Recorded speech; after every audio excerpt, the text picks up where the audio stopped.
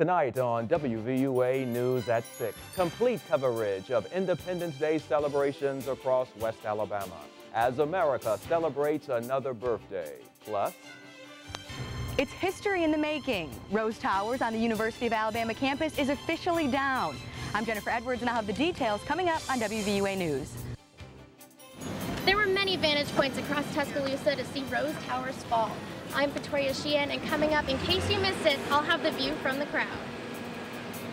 You're watching Alabama's WVUA News at 6 with your award-winning news team, Lynn Brooks, Philip Coleman, weather with Richard Scott, and sports with Gary Harris.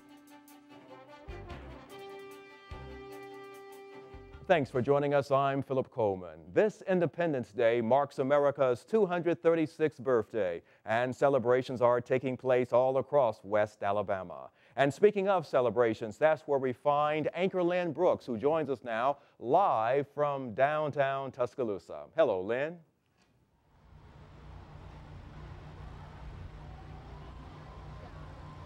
We're joining you live right outside the Tuscaloosa Amphitheater, and the 4th of July celebrations are about to get kicked off. It's the second annual celebration on the river.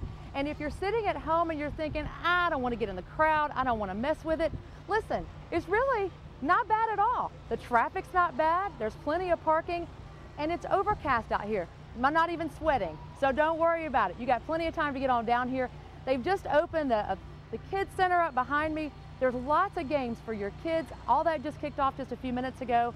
You can play all kinds of games. They've got the slingshot. You can get in a big ball and roll around in it. One of our reporters already did that. He survived. So there's all kinds of fun things. You've been sitting there eating the barbecue. Come and work some of that off and chase the kids around, okay? Here's the schedule for you. The Kids Zone that I just talked about, it just opened up. The Tuscaloosa Amphitheater gates are going to open in about half an hour. The Tuscaloosa Symphony is going to kick off at 7:30 p.m., playing lots of great patriotic music. Then at 9 p.m., the big fireworks display. That's coming up for you at 9 o'clock. But don't wait until it's time for the fireworks to get down here to downtown Tuscaloosa, because like I said, it's very comfortable out here. We've got a nice overcast sky, and it's just a great way for you and your family to celebrate the 4th of July. Coming up later on in this newscast, I'm going to talk with an internationally known stilt walker. You're going to want to stick around for that. For now, we're live in downtown Tuscaloosa. I'm Lynn Brooks, WVUA News.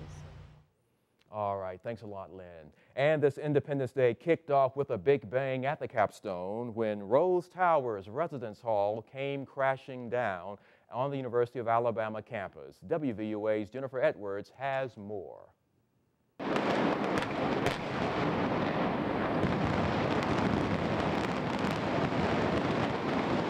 In just under 15 seconds, 43-year-old Rose Towers Residence Hall became a pile of rubble. This is a momentous day for the university. Rose Towers has just been a landmark part of our campus, but it does mark a new change, a new day for this university. According to Executive Director of Housing and Residential Communities for UA, Stephen Hood, the implosion is part of a residential construction project and will be replaced with a new residence hall.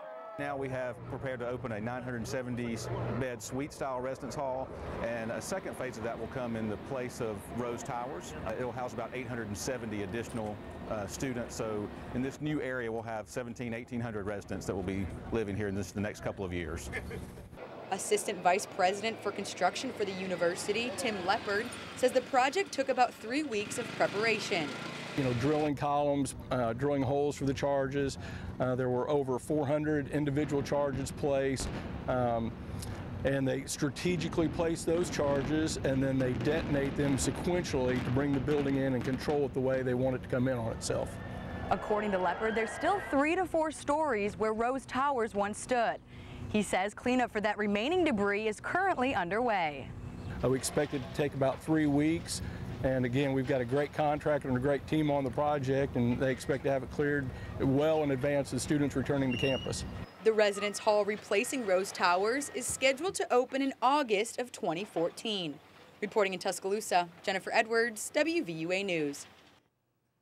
And officials say they estimate more than 30,000 students, faculty, and staff have lived in Rose Towers during the past 4 decades.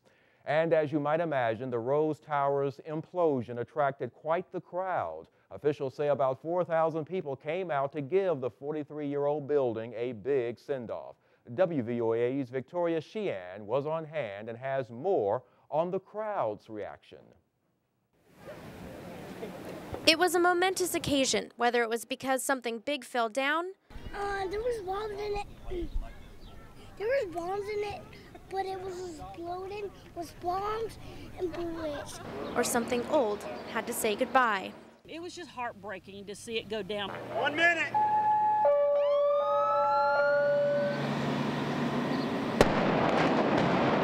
It was a really nasty building, and it's just progress. They'll put something else there, so I'm looking forward to what they have planned.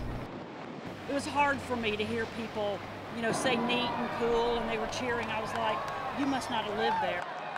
My mom worked there back when she graduated from college in the 80s, and sure enough, my freshman year, 2007, I had to live there on the 6th floor, so watching it was kind of bittersweet.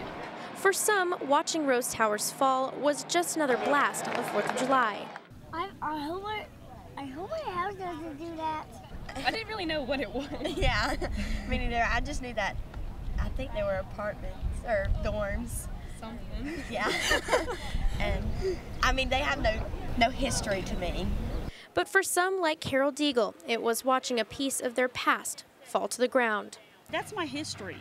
And, I said, when you go to college, whether it's here or wherever you decide to go, where you live will lock in memories that you'll always have. And you'll remember certain items about your life that were housed in that moment where you lived. And Rose Towers was just a neat, wonderful experience for a lot of us. And that's why some say the implosion of Rose Towers fell perfectly on a patriotic holiday.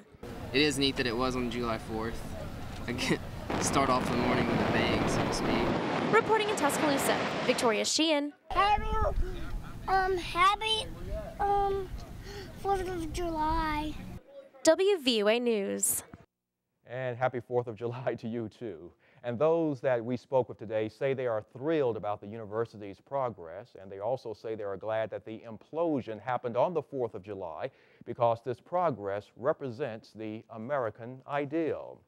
And nothing goes better with Independence Day than good Southern eats, and that's what the VFW in Cottondale served up today. They had traditional delicious treats like barbecue chicken and ribs, and side dishes like baked beans and coleslaw.